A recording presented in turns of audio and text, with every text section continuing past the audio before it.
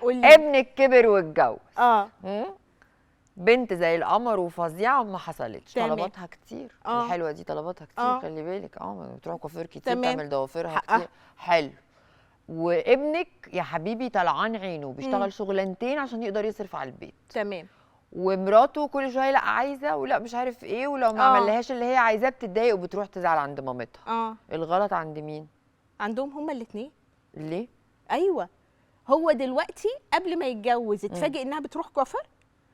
هو ما يعرفش. ما كانش يعرف ليه؟ كان عارف انها حلوه كده علشان بتصحى من النوم هي حلوه. بتصحى حلوه. ايوه الرجاله على فكره، الرجاله فاكره كده. فكره انه ابنك هو اللي بيعاني بقى المعاناه دي مع الست. انت ساعتها هتقفي مع مين؟ مش هقف مع حد.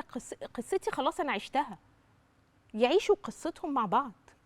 هي مش هيصعب عليكي. لا مش هيصعب عليا، هو عارف من الاول هو بياخد ايه، وده انا الكلام ده انا بقوله له من دلوقتي. بس انا اللي اعرفه ان انت مدلعاه زياده عن اللزوم. ما يتدلع براحته. طب ما هم لا لحظه واحده يا شيخه حرام عليكي. اسمعي يا ستي، ما هو اللي يمشي على اولادنا يمشي على اولاد غيرنا. انا ادلع ابني اغرقه حب.